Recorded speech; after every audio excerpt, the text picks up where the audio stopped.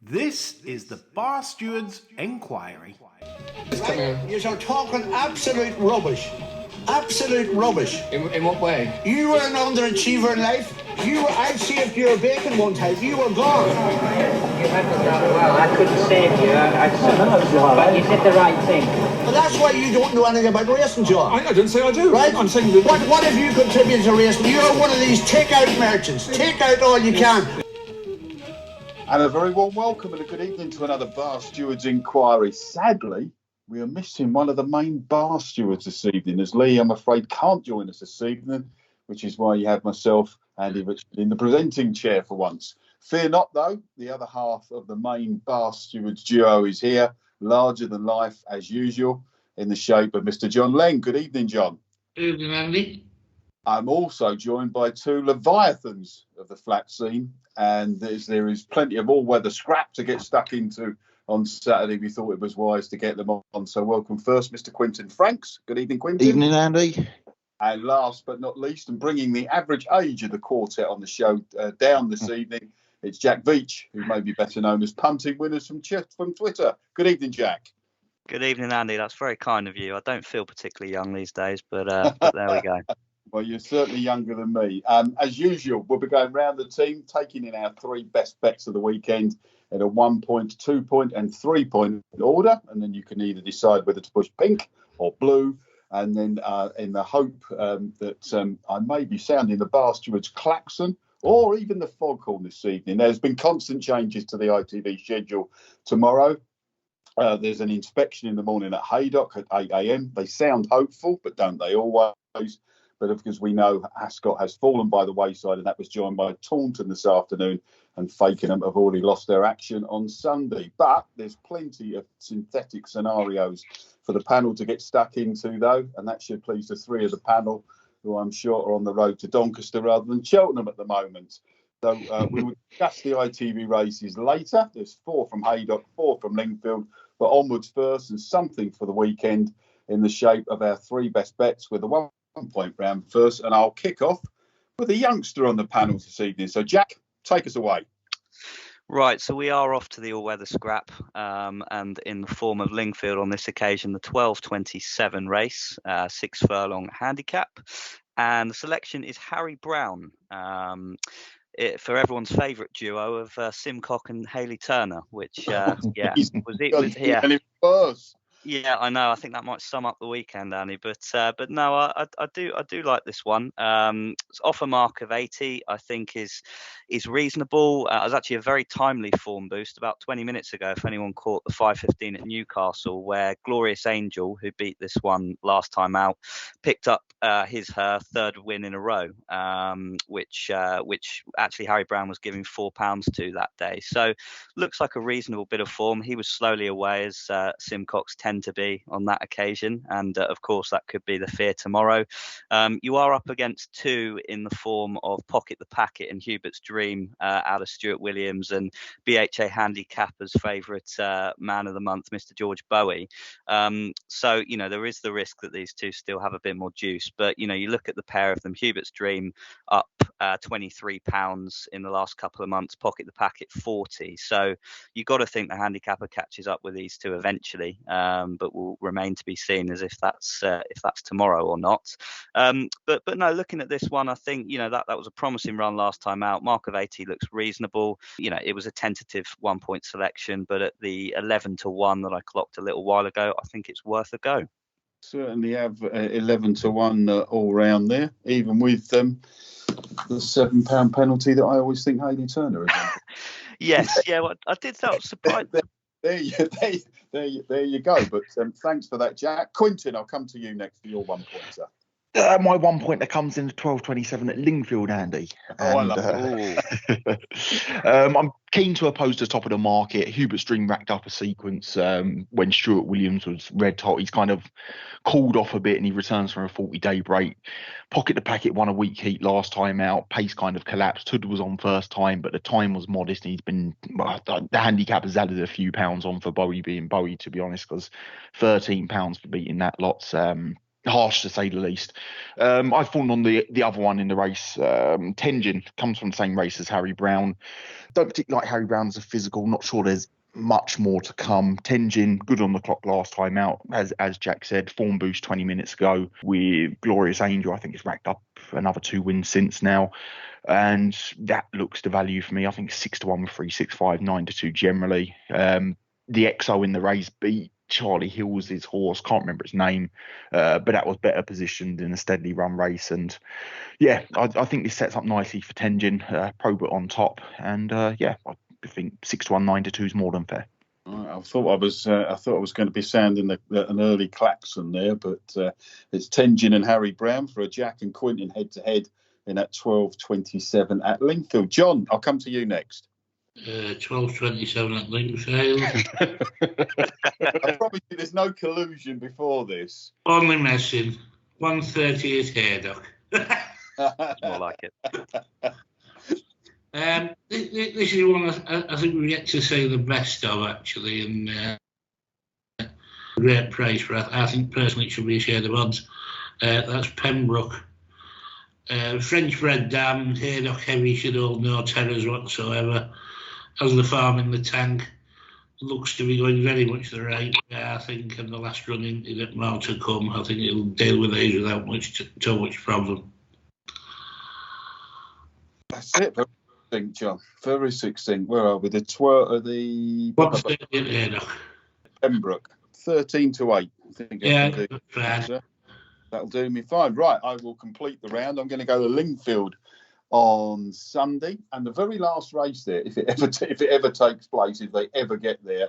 But I was very, very impressed with Gary Moore horse the other week over the jumps, which was Haydock's Des Obeau, won very, very easily at Warwick on that occasion. The slight off-put is that the race did fall apart a little bit behind him, but it was very, very impressive jumping round there. And although this is probably a harder task off a short break, did show an awful lot of improvement. I've loved the last 2 runs. Tanked along. An attacking ride around Lingfield on the jumps course is usually the way to go. There's only one price up that I can see about it so far, which is 9-4, but I'm happy to take that. And quite frankly, if he goes the way he did at Warwick the other week, it'll be about half the price after about 4 or 5 fences. So I'll have a point on Haydock's Des Obeau in the 4 o'clock at Lingfield on Sunday at about 9-4. And that's the end of the round. 2-point round. Let's start with Quentin. Your 2-pointer, please, Quentin. My 2-pointer, Andy, comes in the 5:30 at Wolverhampton. A little novice race over 7 furlongs. Horse in question that I've got my eye on is Al Najada. From a physical point, liked him last year, tall and scopy, and it was kind of interesting on debut. They had him in the Gimcrack, which, given the fact they ran Marshman and Cold Case as well, kind of says the regard he was held in. On debut, just green slowly away, kind of half travelled up to a point. The action happened away from him on the far side and just shaped as if the run would bring him on mentally more than anything. Damn, she won a sole start on your weather. It's by exceeding itself, so should improve for the surface as well. Been off the track a while. It's not really a concern for me. Cole Burke on your weather off 180-day break, 17 from 93, 1.49 actual over expected. The race itself doesn't look overly deep. Prospering he's a nice, sizable horse, but 7 will suit. But he kind of has this ungainly way of going about things, and I can see him getting outsped by Al Najada. The Hughes horse, they went hell for leather up top at, I think it was Lingfield, and that was keeping on. I don't think this drop back in trip will suit that. And Spring Day, drawn wide, 7 round Wolverhampton, you don't really want to be. Poor time on debut when winning, and back in sectionals were fine, but I see that's been put in at 5-2 second favourite, which looks short enough. Only 1 firm up, sadly, but the 14's Al Najada appeals as a 2-point win bet.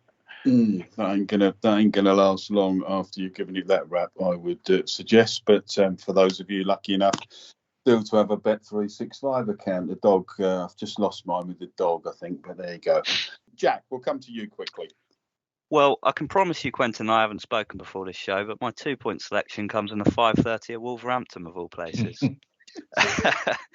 And whilst I very much respect the case my dear associate has made there, I did like the look of Al Najada. I thought the time off the track might be too much for him on this occasion, but I can certainly see the case made, and a bit boring from my part. But I did like the favourite Prospering.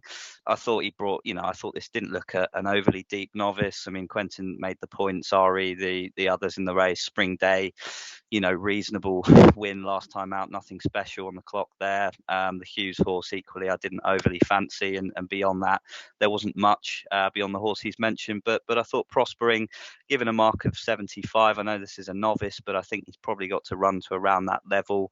You look at his start before the last, where he was a reasonable second to a horse called Think Climate, who I think really highly of Jane Chapel High. I think that might be a 100+ horse this season. But yeah, I thought sort of 6-4 was a fair price for that one, and I don't think he'll need to do an awful lot to take this race. So a pretty boring but a fairly confident 2-point win. Well, I'm going to match you. Yeah, so 6-4. I think we can do on Prospering. There's only one firm up at the moment. I'm going to match you for boring, actually, Jack. I'll probably beat you for boring because you do well. 247. I can't say that I watch a massive. I do watch a lot of all-weather races. I can't say I bet on it a lot. But one horse did impress me just before Christmas. On the Thursday, I think it was the last day's racing we had before Christmas. It was the Crisfords. Al Agalia in that Fillies race. Yeah, I was really impressed. I know she was only running off 79. They'd stuffed her up £11 to a mark of 90, but she beat five last time out winners in that race on the 22nd of December. 2 reoppose, Making Me Do It, and Tequila Mockingbird, who was second and third over course and distance. He looked to have absolutely tons in hand to me. And I didn't think £11 was that. I've got her down as running to probably nearer 98, 99. Morgan Ferry, the second favourite in. Yeah, I can see that one improving, but I couldn't really see any of the others beating her. So I had it down to a bit of a 2-horse race, really. There is still just about some 11 to 10 surviving before it goes odds on. So I'll have a couple of points, very boringly going all blogger, on Al Agalia in the 247 at Lingfield tomorrow afternoon for my all-weather selection, just to keep everybody amused at some all-weather selections there. John, I'm going to give you now a 2-pointer. On Sunday. Right. 12th of Newcastle. Yeah. I don't even know if I can say this. Strajab Deteco. Roger Felsos, Gobby Rog. In an ideal world, they would have got rid of this due to frustration and would be with a much better trainer by now, but we're still saddled with Gobby Rog, I'm afraid. This horse is smashing it physically. The problem being that he's running a very immature manner throughout his career. He's showing signs of growing up. I think the penny might just about drop now. This would probably be the worst race he's running. I noticed the Nick Bradley partnership have 3 in the race out of a 7-runner field. I think this has to be the best of them. And it'd be a cautious 2-point win bet. Okay. So, sorry, which one was that, John? Oh, Jesus. Deteco. Number 3. Yeah. The 3 horse. I think we'll be calling it the 3 horse. Yeah, the 3 horse. There are no prices up at the moment at Newcastle on Sunday. So shall we put you on Betfair SP? That'll be fine. Yeah. Okie dokie. Right, there we go. That's John and the unpronounceable one, the 3 horse. I think we'll just call it that in future. We're on to the 3-point round, and I'll come straight back to you, John, for your 3-pointer. Right, that's easy. We're back at good old Haddock, and this is the 240 Empire Stale for Big Sam there. Had a nice school round on seasonal debut, which was unfortunate for me because I backed him. Should have put him spot on for this, really. The two main market rivals, you've got a streaky Venetian horse, who I'm tending to think the streak's sort of petering out a bit now, and Bristol Dubai, who's ready for his pension. This one's just about at the peak of his powers, goes well on heavy. I think he'll win, 3 points win. Empire Steel it is for John in the 240 at Haydock this afternoon. The Peter Marsh chase at 100 to 30. Quentin, I'll come to you for your 3-pointer. My 3-pointer, Andy, comes in the, where are we, 14-12 at Lingfield. Horse in questions, horse I put up last time, kind of copped a floater in all honesty. Secret Strength. Fancied him last time out over 6 furlong round here. Decent looking race it was. He's been dropped the pound for essentially not a not off ride, but just a float up, slightly slowly away. Gordon Bennett decided to take him to the slower inside down the straight. Found trouble in running, wasn't hard pressed to keep on steadily underhand riding. Time looks fine in the race. He's got some really good numbers on the all-weather, in all honesty. He's chased home Latin Lover over 6-round Kempton. That's gone on to win the Holyrood House. Chased home Designer again back over Kempton, 6 furlongs. That's now rated 97 off the top of my head. Charlie Bennett off, Peter Crouch on. Step Up and Trips are positive. Looks to be enough pace to bring him into the race. Unknown is the Bowie and Ryan Moore, All the King's Men. Wasn't particularly sold on it when watching the replays in France. I thought an interesting point in regards to the market. Well, I'm pretty sure James Knight and Nick Goff own this, or part own Secret Strength, and it was interesting to see Coral and Ladbrokes duck the early prices. They put him in at 11-1, which was the shortest in the market. So maybe that's something, maybe it's nothing, but well, they're now top price, which is 10-1, 3 points win. 10-1, 3 points win. Secret Strength in the 212 at Lingfield for Quentin. Some nice prices there. Jack, I'll come to you.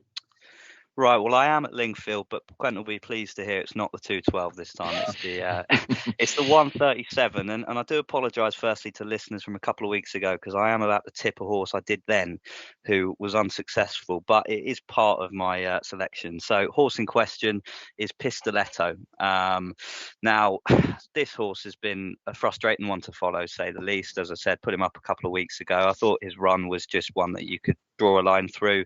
He's a horse that needs a strong bit of pace on. There was nothing that day. They went a crawl. He was hung out wide, and it was very clear he wasn't going to win from quite some way out. But I look at this race today. I've marked at least 4 or 5 pace angles here. You've got Paris Lights, who went forward last time. Sweet Fantasy, Baby Steps, Obsidian Night. They all like to go forward, and I think this horse is going to be out of draw 9. He's going to sit nice and hung out the back, and the key thing for me on this occasion is that the jockey change. Everyone's favourite man of the moment, Billy Loughnane, is in, claiming 7. Effectively, the horse will be off a marker 73, which is so much lower. I mean, he was rated 97 in April, and I also saw they chucked him an entry for the Winter Derby, which obviously he's got absolutely no chance of winning, but the very fact they entered him in that suggests that there might be a win, or there must be a win around the corner. I would urge on the side of caution with listeners here with this one. I mean, I think he's around the 7-1 mark at the moment. I make him more of a sort of 4s, 5s shot here, but I'd probably wait to play this and look at the market, probably close to the off, half an hour before the off. If he's 15 on the machine and no one's having any of it, then it's not the day. But they do like to land a touch with this one, and I think if he's strong in the market, that bodes well. Bowie's is obviously the danger. He could be anything, pedigree, full brother to St Mark's Basilica, pissed up on his debut over here, and we all know George Bowie versus Handicapper is an ongoing one at the moment, so I'd err on the side of caution with him, and as a result I will be playing Pistoletto each way, but I'm confident and hopeful that tomorrow is the day. Do you want to take the 7-1 with 5 places at Sky Bet? Yeah, that'll do. If he finishes out the 5, then that's safe to say I won't be putting him up on this show again if I'm indeed invited. That is. Young Billy can't have much left of his £7 claim left. I don't think. No, I don't think there's much left, and he's off to Florida, I hear, to preserve that track work and stuff like that, isn't he? So but he does look the real deal, the boy. So that is it. Right, I'm going to complete the 3 pointers. I'm off to Lingfield again on Sunday. Probably more in hope than anything else. And I'm gonna have a bit of split spaking because we haven't done any of that yet. We've only had one each way bet, so we might as well have a bit of split staking as well. I'm going to go into dive into the handicap hurdle there, where I want to take on one of the favourites there, Playful Saint. And the two I want to take him on with are Galise Macalo, who they tried chasing with, and it didn't really seem to work out for her, but they dropped her back to hurdles last time out at Chepstow, and she ran really well, admittedly off a reduced mark, and this is a more difficult race, but she won by 10 lengths there, pulling an absolute bus. So I did want to keep her on my side, and I was impressed with Lebowski last time out when he won at Weatherby in fairly deep ground as well. And I do like the jockey Luca Morgan. Thought it wasn't the greatest race last time out, but in a race that probably doesn't look that great, I thought I'd play those two against the field. Galise Macalo at 9-2 and Lebowski at 13-2. They're the only prices available at the moment. They're probably not too keen on pricing up. Partly because we're not sure if the meeting will go ahead, but hey-ho. But I'll have 1.5 points on each, Galise Macalo and Lebowski. That is in the 2:30 at Lingfield on Sunday. So that completes all the 1, 2 and 3 pointers for this evening. Thanks very much for that, gents. I should reiterate at this point now, the ITV race, which we're going to go through now, is ITV3 tomorrow. Haydock and Lingfield are the 2 cards, and they have mucked around with some of the off times as well, probably to fit things in, especially with Taunton being off. But Haydock, ITV3 are now covering the 1:30, the 2:05, the 2:40 and the 3:10, which is due off at 3:15. And the Lingfield races, they're covering the 1:37, which is due off at 1:50, the 2:12, which is off at 2:25, the 2:47, which is due off at 3 o'clock, and the 3:22, which is due off at 3:35. So that'll muck around everyone who's got any automation for their betting tomorrow as well. Going to kick off. Let's run through the Lingfield stuff first. Take a look at the 1:37, which is a 1 mile 2 furlong handicap. Any thoughts on this one, chaps? Don't rush at once. Don't. Well, Jack's obviously keen on Pistoletto. Any thoughts, John? Quentin? I was sick of doing my conkers on Young Fire last year. Oh God, yes, Young Fire, yes. There's an interesting horse. Quentin, any thoughts on this? I thought the interesting one in the race. There looks to be a fair bit of pace on. Obsidian Knight's been doing well from poor positions in a steadily run race. He ran into one last time. I can't remember, in the shape of O'Meara horse, Abed Bon or something like that. That horse itself didn't stay 2 miles. That horse didn't stay 2 miles when trying to run down a Hugo Palmer horse at Wolverhampton the other day. Form looks solid enough. Mark 1's a fine booking. He's fine. He's riding better, and with one person bringing an income for the family, he better be on top of his game. Dream Harder will find things tougher coming from further back around here. Paris Light, handicapper could have hit him harder for that, but 5-2 hardly appeals. Sweet Fantasy had the run of things last time out in the Fillies race. Do get Jack's case for Pistoletto. Quirky Salt, Billy the Kid taking off the 7. But I backed him earlier in the year, I think 2 starts back, and there's runs where he wants to put it in, there's runs where he doesn't, and last time he just completely down tools, and he's kind of off the list for me for now. I thought Obsidian Knight would kind of be more 11-2 5 poke, so that's my take on the race. I thought there was an interesting one at the bottom. I don't know what you know, to probably see more of it than I. It was Forge Valley Lad. Was the horse. He went well enough at Wolverhampton last time out. Just I've got nagging doubts about this kind of being out of his pay grade, in all honesty. Mm. But the thing with Simcock, they've been going more handy this year, seemingly. John's had a word there. I think he listens to You had a word. He must listen, yeah.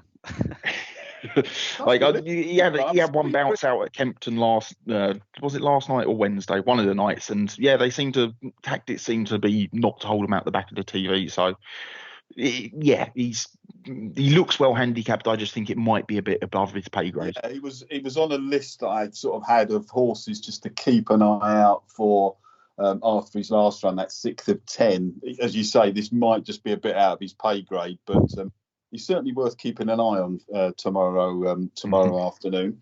Let's move on. The 212 is the next race on the card, which is a 7 furlong handicap. Chaps, I'll throw it open to the floor once again. I think Dancing in the Woods is fairly well handicapped here. Went off 72 favourite, off 79 at York back in the summer. Only 76 here with Fred Larson riding, taking 3 off. Decent draw in 5. Sticking those eyes are on, which I think will possibly improve things a little bit. 15 at 2 ready first, I think. Visor on first time out. The old boy. I always think this horse has been around for absolute years.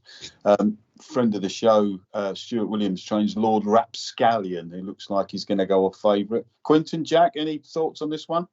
Yeah, well, obviously Quentin made a case in this race already, but a horse I do like is Shoot to Kill. I think I put him up last time as well, but absolute float up on that occasion. I can see they booked Mark One, which, as Quentin pointed out, is a positive booking.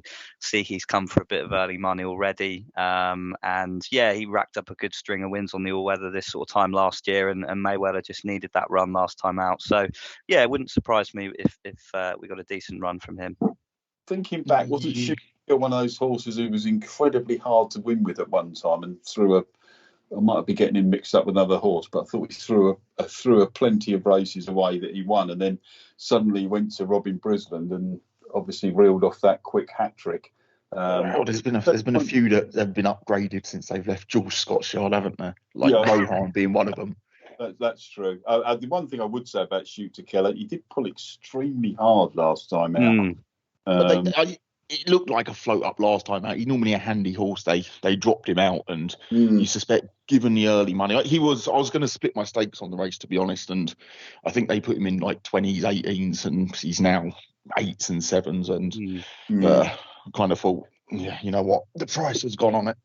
No, I'll leave that one alone. Yeah, it looks an interesting race, but all those races around Lingfield, I always think they're a bit like Dodgem sometimes. But you need to get the run of it. We've obviously had a look at I've had a look at the Winter Oaks, the Fillies handicap, and quite keen on Al Agalia there.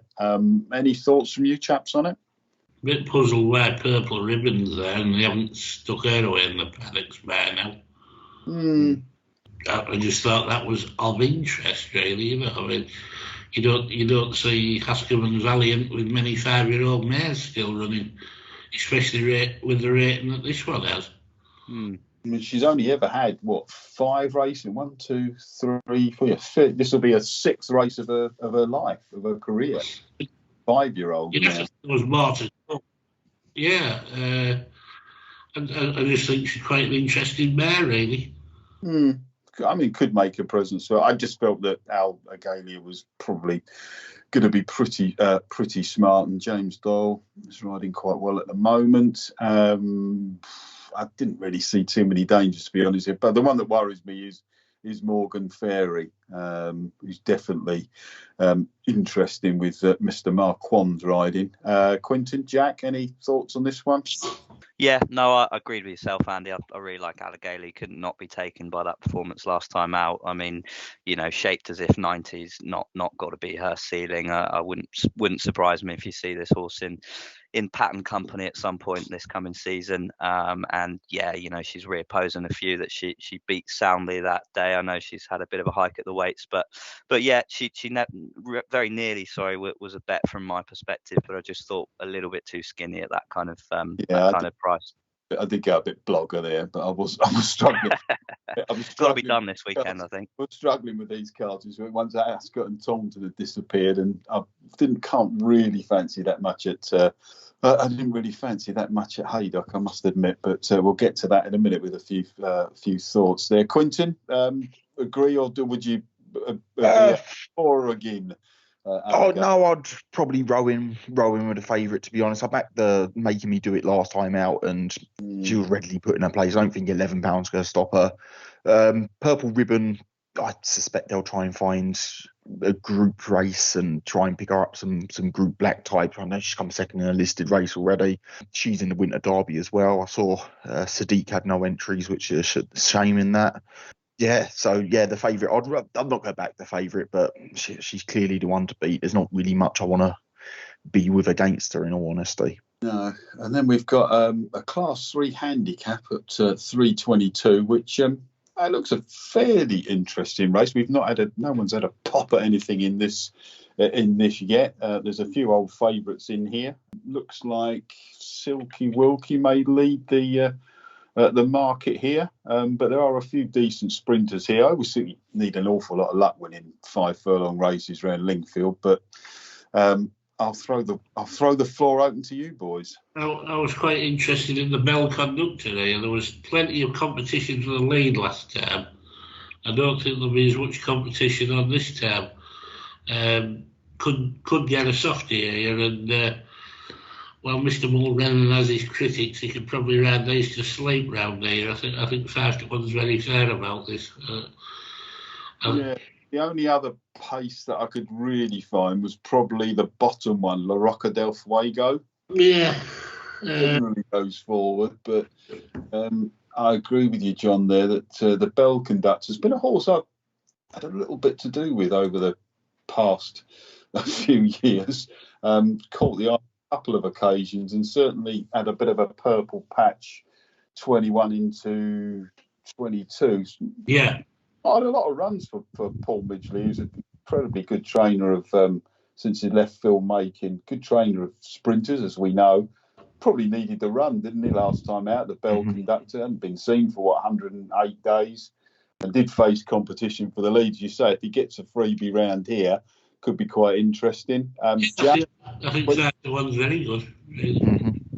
Jack, Quentin, any thoughts on this? I was going to row in with the Bell Conductor. He showed absolutely bags of speed last time out, and I actually think, like, he's obviously won at Newcastle and Southwell a couple of times, but I think a sharp turn in 5 furlongs is going to be the making of him. He's got a chance to get loose on the front end here, and it's very much chase the hare in that regard. La Roca del Fuego is the other pace in the race, but drawn out wide, you're kind of relying on getting out and getting across. A good trading angle. Should be the Bell Conductor, in all honesty. Jack, any thoughts on this one?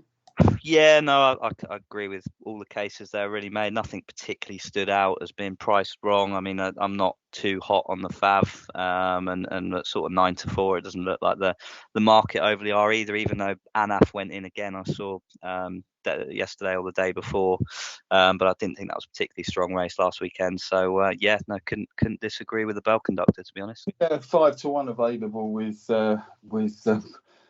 I won't use our colloquial name for her, but the Paul and the Stoke firm are there. But yeah, there's a few decent sprint handicappers, and it's got a nice prize, in fact, isn't it? 40 odd grand is the pop for that. But the Bell Conductor, certainly, if Mr. Mulrennan can get out in front, then we could have some fun. Let's move on to Haydock.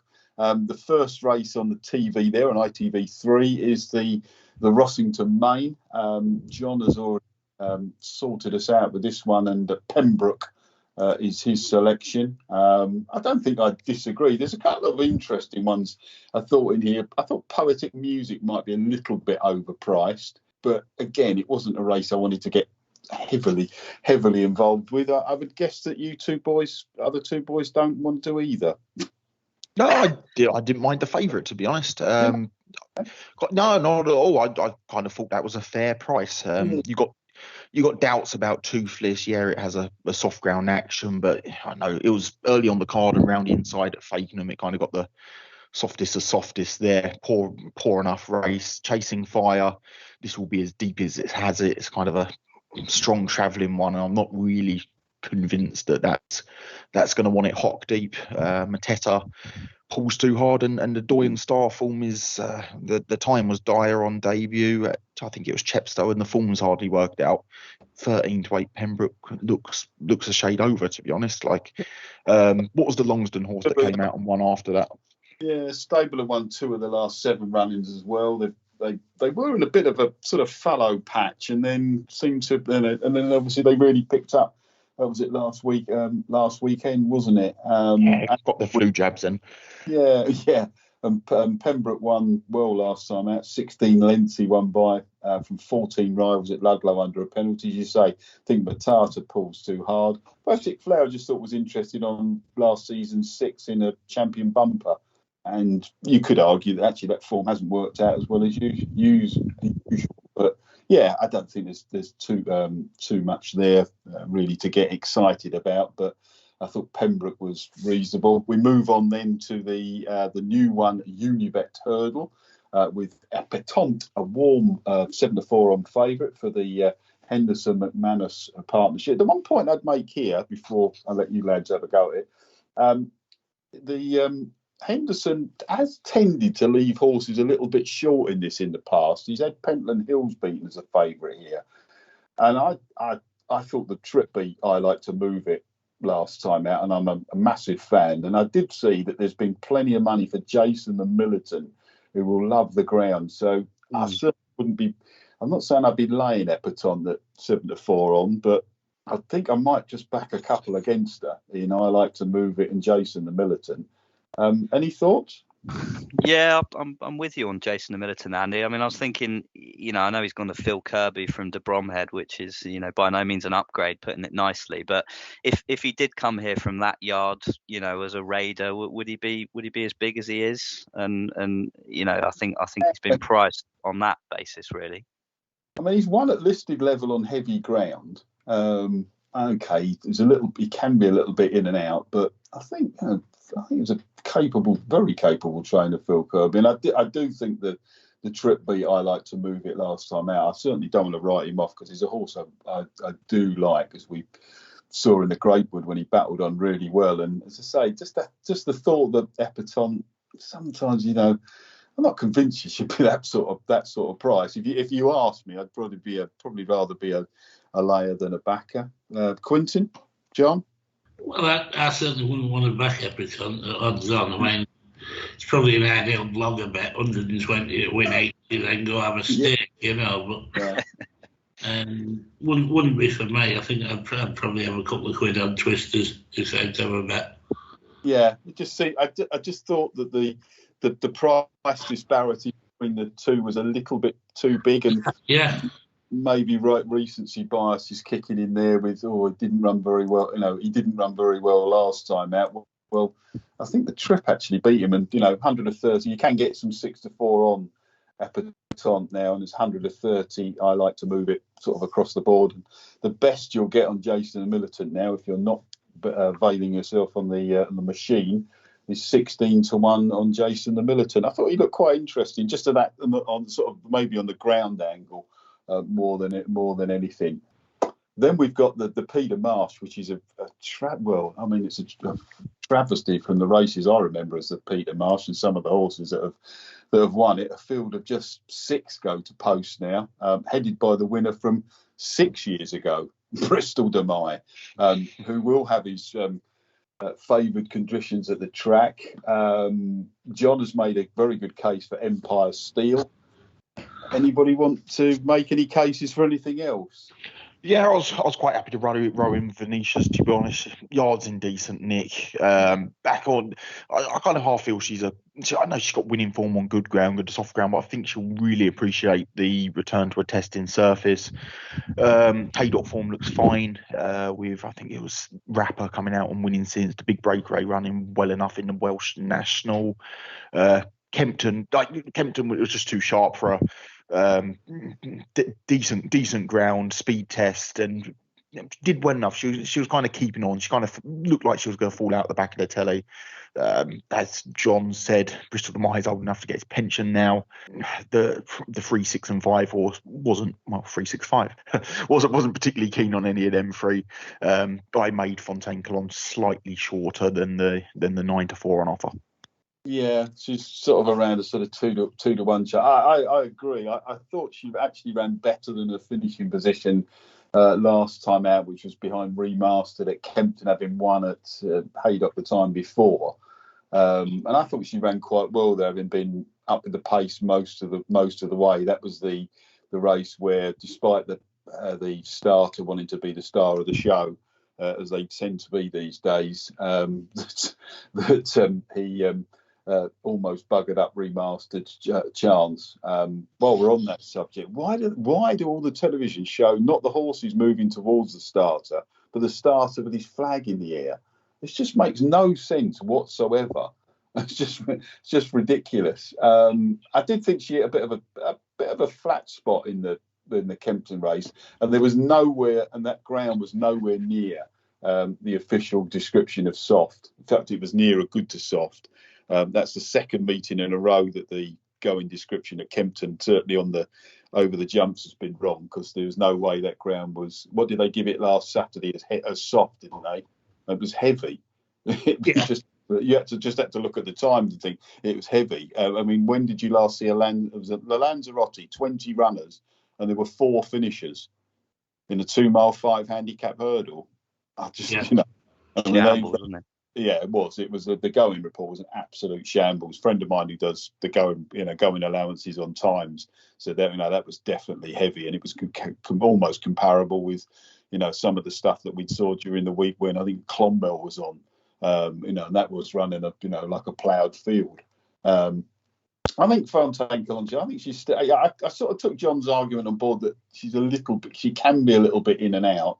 I think it's a good race between those two, actually. I think I would make it between those two, but again, that's probably nothing really. Nothing really. The prices, you certainly can't back the two. But again, 6 runners for a race like that is a bit strange. And then we've got the 3:10, which is to round off the card, which is due off at 3:15, which is the Racing TV Club Day Handicap hurdle over 3 miles and half a furlong. I actually didn't think it was a bad race. Throw the floor open. Any thoughts, chaps? I like the 2 German Panzers down the bottom, Broadway Boy and the Legislator. Yeah. You go fair wrong in these sort of conditions. Back the crowd. It will be very, very testing there tomorrow. There was a horse I quite liked in here, Broadway Boy, who I thought did well to win at Haydock last time out, when absolutely nothing went right for him at all. But the Legislator, an interesting horse there. Stella Magic, one that might need to win this to get in the Pertemps final. He looked a little bit of a big price, but if I had to back anything in it, I think I'd be with Broadway Boy. I thought he did really well last time out to win at Aintree, when absolutely nothing went right for him. As a horse that I think is a bit like cliche time, I think he's going to be much better over fences. John, Quentin, Jack, any further thoughts? Absolutely nothing from me. Yeah, seconded. Right. Well, I think that's probably just a suitable point to wrap up the show. So thanks to all my guests this evening, John, Quentin and Jack, not forgetting our producer, of course, and our best wishes to the missing half of the major part of the Bar Stewards inquiry, Lee. Let's hope he gets better soon. Good luck with all your punting this weekend, whether you're pushing the pink or the blue button on our selections. And thanks for listening to the Bar Stewards inquiry. Hopefully the usual crew will be back with the sermon on Sunday. It's good night from all of us.